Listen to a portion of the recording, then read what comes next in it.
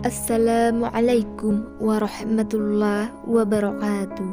Bismillah, alhamdulillah, wassalatu wassalamu ala asrafil anbiya'i wal mursalin, nabiyina wa habibina Muhammadin wa ala ali wa sahbihi ajma'in, amma ba'du.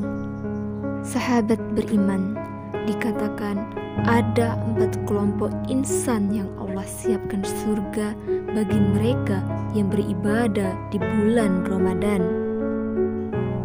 Kelompok pertama yaitu mereka yang gemar membaca Al-Quran. Membaca dalam pengertian membaca tulisannya, membaca makna yang terkandung di dalamnya dan mengamalkannya di dalam kehidupan sehari-hari.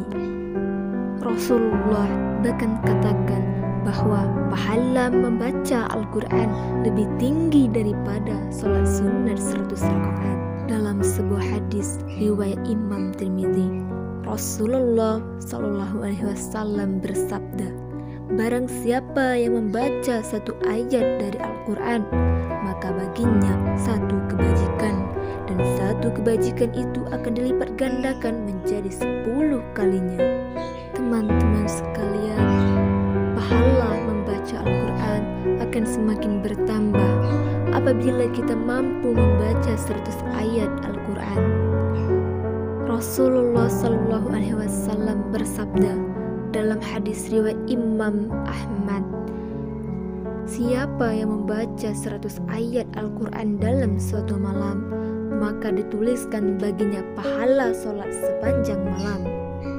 Dari Aisyah radhiyallahu anha, Rasulullah bersabda, yang mahir membaca Al-Quran bersama malaikat yang terhormat, dan yang membaca Al-Quran sedang ia terbanta-banta dan mengalami kesulitan, maka dituliskan baginya 2 pahala. Hadis riwayat Bukhari dan Muslim. Baik saudaraku, kelompok yang kedua, surga Allah merindukan orang-orang yang mampu mengendalikan dirinya atau menjaga lisannya dari perbuatan yang tidak baik. Terjaga lisannya dapat menghantarkan manusia masuk surga karena tidak pernah mengeluarkan kata-kata kotor, tidak bermanfaat, menyakiti hati, fitnah, dan lain sebagainya. Tapi sebaliknya teman-teman, lisan dapat menghantarkan pemiliknya ke neraka karena tidak bisa mengendalikan lisannya sehingga bisa menabrak rambu-rambu agama. Dan kelompok yang ketiga yaitu mereka yang ahli sedekah, mampu memberikan santunan dan bantuan kepada fakir miskin, membantu orang yang dalam kelaparan, kesulitan, dan memiliki kepedulian terhadap sesama. Jangan jadi seperti Qorun. Siapa Qorun? Qorun adalah saudara Nabi Musa alaihissalam. Dia adalah hamba harta, hartanya bergelimpangan, tapi dia pelit bin badid, dia licik bin picik, bahkan jahat sampai melarat. Wayamna'u nal ma'un, dan enggan memberikan bantuan. Jangan jadi seperti Qorun, dan jangan sampai teman-teman kita menjadi salah satu golongan Qorun. Karena Ramadan adalah jembatan sosial, perbuatan terpuji dan teruji. Kemudian kelompok yang terakhir teman-teman, surga Allah merindukan orang-orang yang melaksanakan puasa. Ya ayyuhalladzina amanu kutiba alaikumusiyam kama kutiba alal ladzina min qablikum la'allakum tattaqun. Wahai orang-orang beriman, diwajibkan atas kamu berpuasa sebagaimana diwajibkan atas orang sebelum kamu agar kamu bertakwa. Sudah jelas di dalam Al-Quran bahwa Allah memerintahkan kita untuk selalu berpuasa di bulan Ramadan agar kita bertakwa, saudaraku.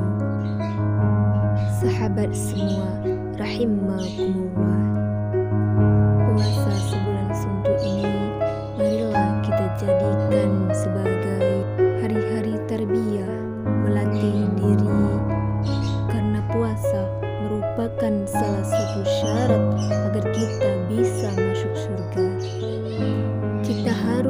melaksanakan puasa tahun ini dengan benar dan ikhlas sesuai dengan syariatnya.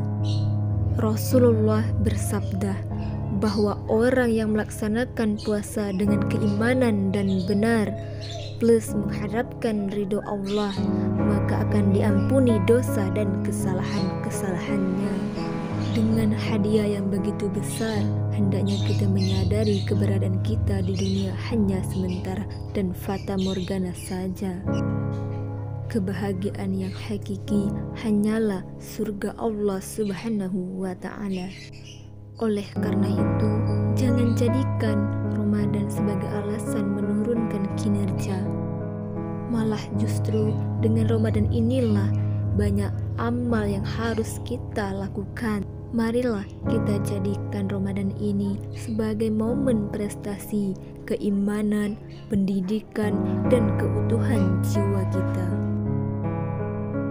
Semoga bermanfaat untuk kita semua dan dapat kita implementasikan dalam kehidupan nyata. Amin, amin ya rabbal alamin. Billahi fi sabilil haq fastabiqul khairat. Wassalamualaikum warahmatullahi wabarakatuh.